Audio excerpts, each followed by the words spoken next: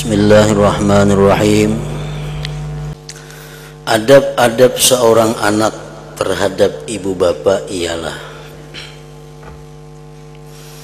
pertama, hendaklah ia mendengar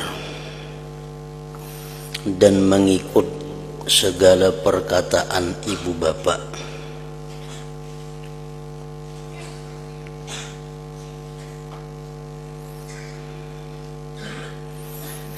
Selama tidak bertentangan dengan hukum Allah Subhanahu wa ta'ala.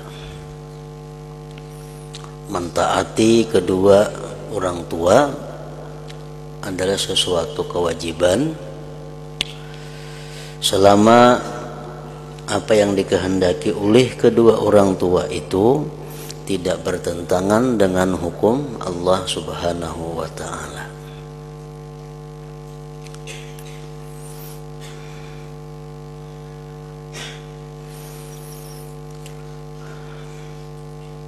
Yang kedua, hendaklah ia berdiri ketika ibu bapaknya berdiri karena menghormatinya.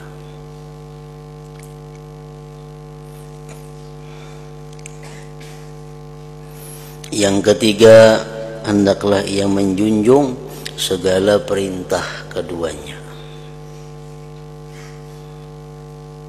Sesuatu yang hukumnya boleh menurut Allah, tapi apabila itu diperintah oleh kedua orang tua, maka hukumnya berubah menjadi satu kewajiban.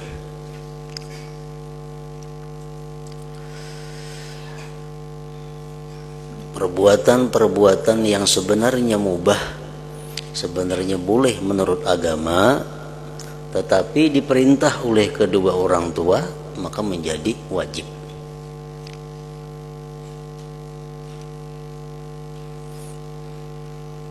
Contohnya berdiam di rumah. Nah, berdiam di rumah adalah sesuatu yang boleh. Tapi bila disuruh oleh mama atau abah, kamu kayak hari ini berdiam di rumah aja, jangan keluar-luar. Nah, itu jadi satu kewajiban. Jadi satu kewajiban. Empat, janganlah ia berjalan di hadapan keduanya. Ada beradab itu di hadapan kuitan berjalan.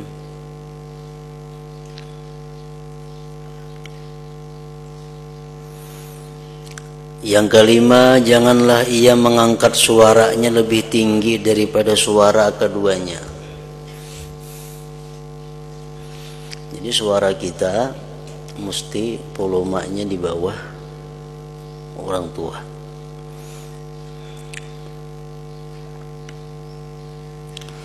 Yang keenam, hendaklah ia memperkenankan atau menyahut panggilan keduanya, walaupun di dalam sembahyang sunat.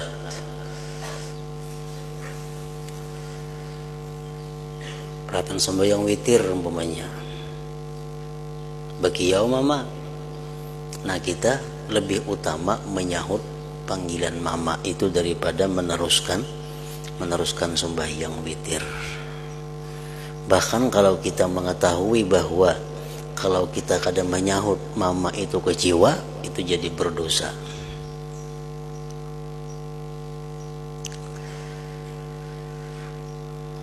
Hendaklah ia memperkenankan panggilan keduanya, kecuali sembahyang fardu. Nah, itu pada bapak kita meneruskan, kadang menghiraukan panggilan kedua orang tua.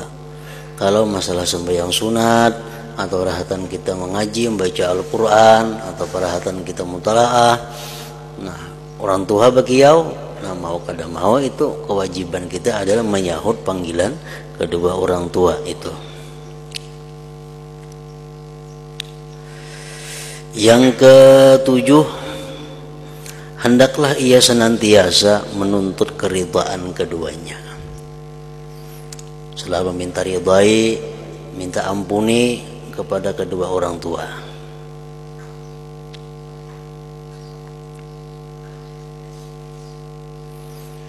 Yang kedelapan, hendaklah ia bersikap tawadhu kepada keduanya. Yang kesembilan, janganlah ia menyebut-nyebut jasanya kepada keduanya. Dan jangan pula ia menyebut sebarang perkhidmatannya bagi keduanya. Baik kita menyebut di hadapan sidin atau kita menyebut di hadapan orang lain. Mama tuh aku emong kusi wah ini, nah umpamanya. Mama tuh aku wah ini maharagunya.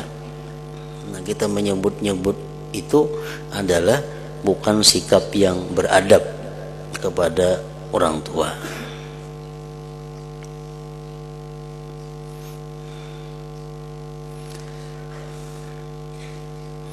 Yang ke-10, janganlah ia melihat kepada keduanya dengan pandangan penghinaan. Jangan mencilingi mata lawan ibu bapak. Nah, mencilingi mata itu harus memandang dengan kehinaan. Itu perbuatan orang yang durhaka. Yang ke-11, janganlah ia memasamkan mukanya di hadapan keduanya.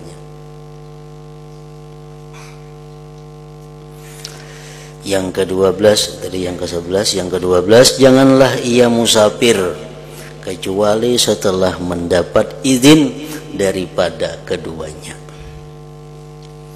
Jangan hendak berangkat musafir kecuali ada izin. Musafir nang kayak apa? Nang mesti ada izin orang tua nito.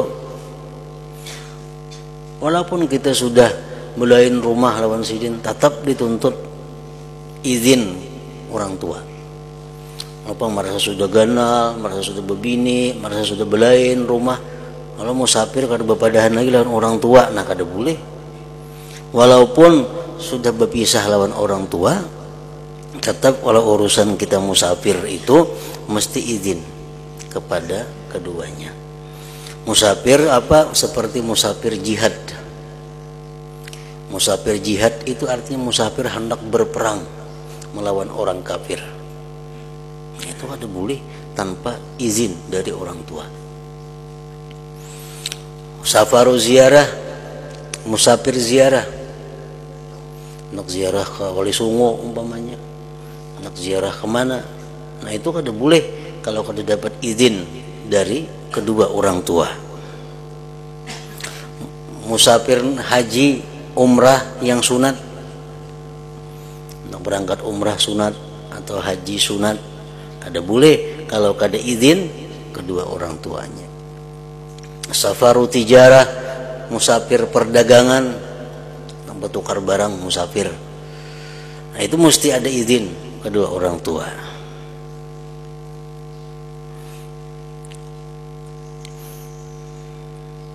Kecuali musafir haji atau umrah yang wajib.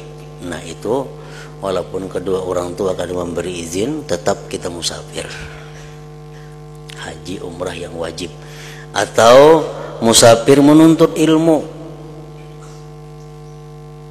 musafir untuk menuntut ilmu, walaupun ilmu yang dituntut itu fardu kifayah, seperti ilmu nahu contohnya. Nah itu boleh kita musafir walaupun kada ada izin oleh kedua orang tua. Tentunya di tempat kita, di kampung kita kada ada orang yang melajari itu. Misalnya kalau hendak belajar ini ilmu nang ini mesti ke Pulau Jawa, oleh kita kada ada yang melajari itu. Sedangkan menuntut itu ilmu fardu ain atau fardu kifayah. Nah itu boleh kita musafir walaupun orang tua kita kada merestui. Tapi kalau di kampung kita ada aja orang melajari itu, nah kada boleh juga. Di kampung kita banyak aja orang melajari nahu itu, nak ke Jawa mah pokoknya sekolah nah kada kawa di garasi itu. Lain di kampung kita kada ada. Janganlah ia musafir kecuali setelah mendapat izin daripada keduanya. Nah apabila 12 perkara itu kita lakukan kepada kedua orang tua kita, maka kita disebut ngarannya albar liwalidaih, orang yang bakti kepada kedua orang tuanya. Apabila salah satu di antara 12 itu kita kadang melaksanakan, maka kita disebut al-aq liwalidai, orang yang durhaka kepada kedua orang tuanya.